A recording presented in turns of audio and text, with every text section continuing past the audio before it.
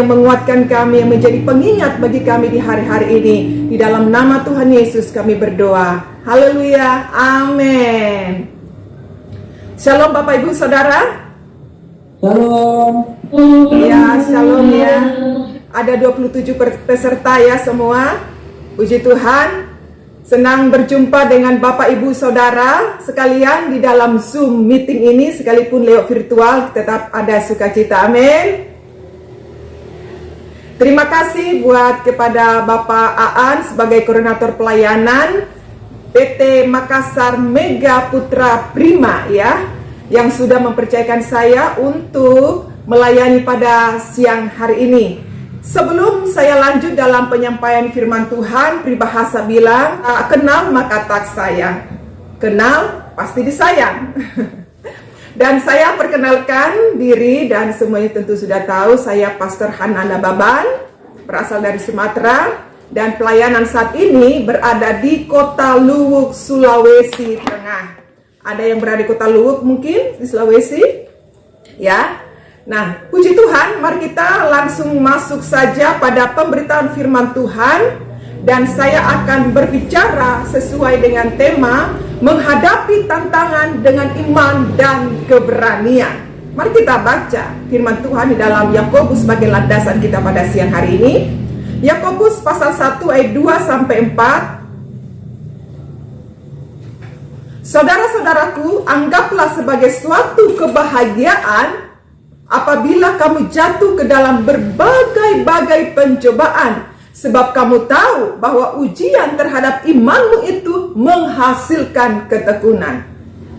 Dan biarkanlah ketekunan itu memperoleh buah yang matang, supaya kamu menjadi sempurna dan utuh dan tak kekurangan suatu apapun. Puji Tuhan. Bapak Ibu Saudara yang terkasih dalam Tuhan, pada kesempatan ini saya ingin membahas mengenai bagaimana kita menghadapi tantangan dengan iman dan keberanian, terutama di tempat kerja.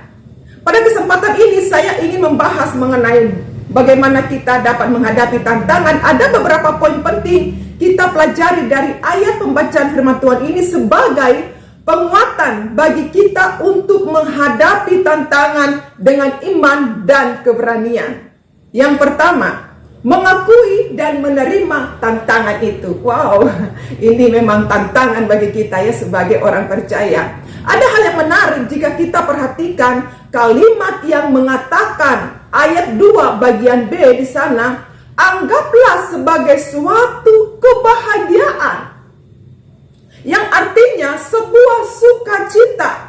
Tentunya kalau seseorang bersukacita atau bahagia itu pasti ketika menerima apa yang dia impikan, ketika menerima apa yang dia dambakan saudara, atau ketika menerima berkat bonus atau kenaikan jabatan. Bisa jadi ya, pasti seseorang itu bahagia dan sukacita, sehingga membuatnya dapat mengekspresikan kebahagiaan itu. Namun, di sini kita perhatikan, yang dimaksud dalam ayat ini adalah berbahagia apabila kamu jatuh ke dalam berbagai-bagai pencobaan. Wow, secara logika memang sangat kontradiksi sekali. Surat Yakobus ini pasal 1 ayat 2 ini merupakan ajakan yang sangat mendalam dan seringkali membingungkan pada pandangan pertama. Biasa seperti itu ya Bapak Ibu Saudara. Pandangan pertama itu membuat penasaran dulu, tidak langsung tutup poin. Kita pun begitu, kita memperkenalkan dengan seseorang, pasti buat penasaran dulu. Jadi inilah pandangan pertama. Namun jika kita dalami surat Yakobus, mengajak kita untuk mengubah cara pandang kita, mengubah mindset kita terhadap pencobaan. Secara fakta memang kita cenderung melihat pencobaan sebagai sesuatu yang negatif, menyakitkan ya, atau kalau bisa kita hindari itu tantangan, kalau bisa kita tidak menghadapi pencobaan.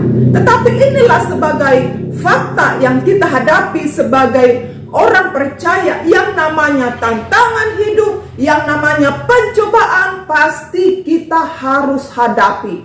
Siapa yang dapat menghindari pencobaan? Siapa yang dapat menghindari tantangan, masa kesukaran? Tidak ada yang bisa ketika dia mengandalkan dengan kekuatannya. Secara manusia tidak ada yang bisa. Namun Yakobus menantang kita untuk melihat pencobaan dari perspektif iman kita sebagai sesuatu yang dapat menghasilkan kebaikan dan pertumbuhan iman kita. Ini, pencobaan ini sangat bermanfaat bagi pertumbuhan iman kita. Yakobus pasal 1 ayat 3 ini selanjutnya, sebab kamu tahu bahwa ujian terhadap imanmu itu menghasilkan ketekunan. Bapak ibu saudaraku, pencobaan atau masalah seringkali menguji dan memurnikan iman kita, seperti halnya emas yang dimurnikan melalui perapian. Dapur perapian iman kita juga diuji melalui apa? Melalui pencobaan, melalui gesekan-gesekan, melalui tantangan hidup, masalah apapun Bapak Saudara yang hadapi saat ini. Memang bukanlah hal yang mudah Bapak Saudara ya, ketika kita diperhadapkan dengan yang namanya pencobaan, tantangan. Ada harga yang harus kita bayar. Ada harga yang harus kita bayar untuk dapat melewati tantangan itu Bapak Saudara. Nah, salah satu contoh Alkitab, ada beberapa contoh di Alkitab, tapi saya ambil saja 3 pemuda Yahudi ya, cukup terkenal ya, cukup viral di Alkitab pada zaman itu dan sampai sekarang ini juga, yaitu Sadrak, Mesak, dan Abednego. Mereka mempertahankan iman mereka ketika pemuda ini. Mereka menolak untuk menyembah patung yang dibuat oleh Raja Nebukadnezar, sehingga 3 pemuda ini dimasukkan ke dalam perapian. Tapi apa yang terjadi Bapak Ibu Saudara? Mereka tidak terbakar, mereka tidak mati. Kenapa? Ada pembelaan Tuhan, di mana mereka mempertahankan iman mereka. Dan di sanalah di depan mata Raja Nebukadnezar itu, bahwa Tuhan menyatakan mujizatnya, Tuhan menyatakan kuasanya bagi ketiga pemuda ini. Inilah sebagai tantangan iman yang mereka hadapi. Demikian juga halnya kita sebagai orang percaya. Apa pesannya dalam hidup kita Bapak Saudara? Tantangan adalah bagian dari kehidupan kita sehari-hari yang tidak dapat kita hindari. Termasuk di tempat kerja. Kita diajak untuk melihat tantangan sebagai kesempatan untuk bertumbuh dalam iman dan ketekunan kita. Yang kedua, percaya pada rencana Tuhan. Roma 8 ayat 28 secara singkat saya bacakan saja. Kita tahu sekarang bahwa Allah turut bekerja dalam segala sesuatu untuk mendatangkan kebaikan. Bayangkan saudara, segala sesuatu, masalah apapun, tantangan apapun, pencobaan apapun, penyakit apapun, penderitaan apapun yang Bapak Ibu Saudara hadapi saat ini, bahwa Tuhan bekerja dalam segala sesuatu untuk mendatangkan kebaikan bagi setiap orang yang percaya, yang berharap kepada Tuhan. Tuhan memberikan rencana yang indah bagi setiap orang yang berharap kepada Tuhan. Apa pesannya dalam hidup kita? Tuhan memiliki rencana yang baik bagi setiap hidup saudara dan saya. Bahkan dalam situasi sulit, penderitaan, kita harus percaya bahwa Tuhan sedang bekerja untuk mendatangkan kebaikan bagi Bapak, Ibu, Saudara, dan saya. Yang ketiga, berdoa dan berserah kepada Tuhan. Filipi 4 ayat 6-7 di sana dikatakan, janganlah kamu khawatir tentang apapun juga, tetapi nyatakanlah dalam segala hal keinginanmu kepada Allah dalam doa dan permohonan dan ucapan syukur. Damai sejahtera Allah yang melampaui akal, segala akal, akan memelihara hati dan pikiranmu dalam Kristus Yesus. Hanya doa Bapak Saudara adalah menjadi kekuatan kita. Tanpa doa kita tidak akan mampu untuk menghadapi yang namanya pencobaan, yang namanya tantangan hidup. Doa adalah sebagai nafas hidup orang percaya. Tetapi yang menjadi esensi doa dalam kehidupan kita sebagai orang percaya, di dalam doa itu ada pengharapan, ada penyerahan total kepada Tuhan. Sehingga kita ada kekuatan baru. Ada fellowship yang indah antara Bapa dengan anak. Inilah yang dimaksud esensi doa Bapak Saudara. Jadi dengan berdoa kita menyerahkan segala kekhawatiran kepada Tuhan dan menerima damai sejahtera yang dari Tuhan Yesus Kristus. Di dalam doa ada damai sejahtera, ada sukacita yang Tuhan berikan dalam hidupmu. Yang terakhir, yang keempat, tetap teguh dan berani. Yosua 1 ayat 9 sana dikatakan, bukankah telah kuperintahkan kepadamu, kuatkan dan teguhkanlah hatimu.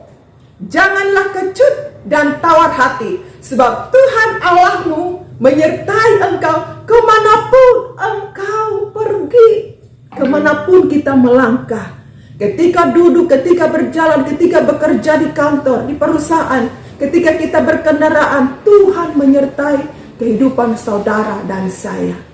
Kita dipanggil untuk tetap teguh dan berani karena Tuhan selalu menyertai, menopang hidup saudara dan saya. Tidak ada yang perlu kita terlalu takutkan dalam hidup ini. Berjalan bersama Tuhan pasti ada pertolongan. Berjalan bersama Tuhan pasti kita akan menerima mujizat Tuhan dan pembelaan Tuhan. Apa aplikasinya dalam hidup kita, saudara? Mungkin Bapak Ibu Saudara menghadapi deadline yang ketat dan diberi tugas yang harus diselesaikan dalam waktu yang singkat. Apa tindakan yang harus kita lakukan?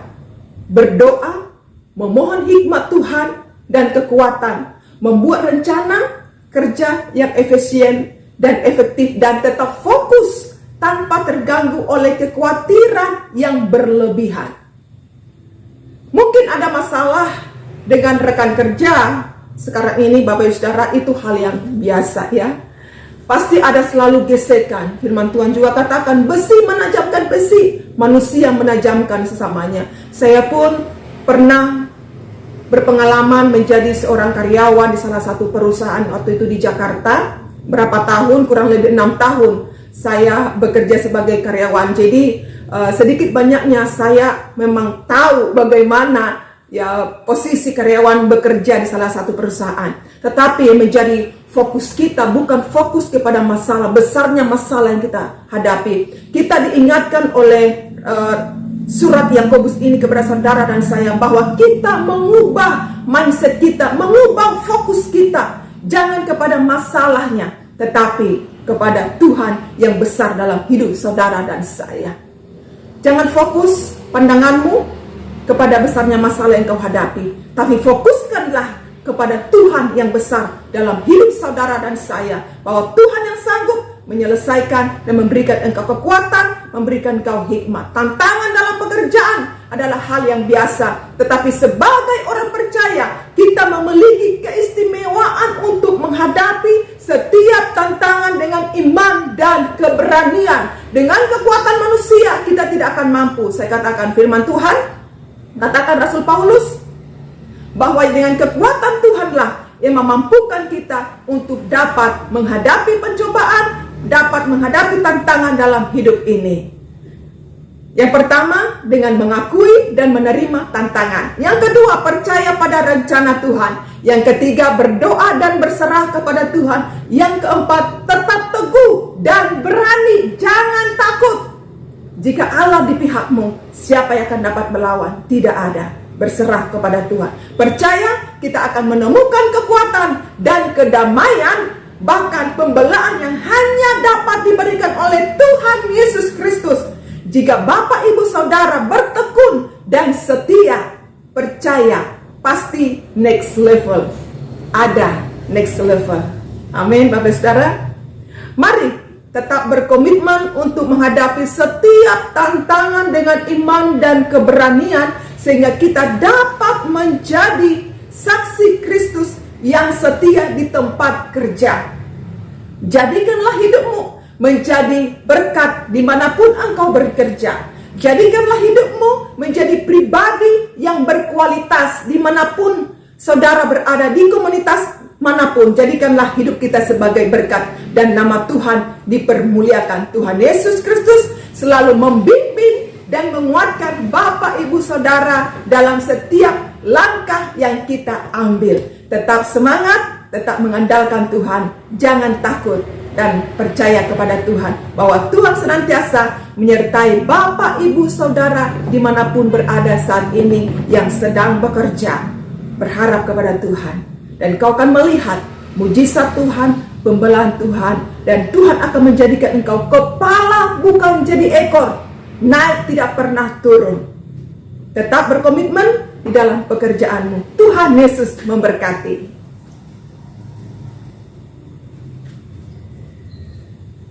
Diserahkan kepada host. Luar biasa, kita sama-sama sudah mendengarkan kebenaran firman Tuhan yang telah disampaikan oleh Pastor Hana. Kiranya firman yang telah disampaikan bisa menjadi pedoman kita untuk melanjutkan kehidupan, menjalani kehidupan kita, terlebih kehidupan pekerjaan kita.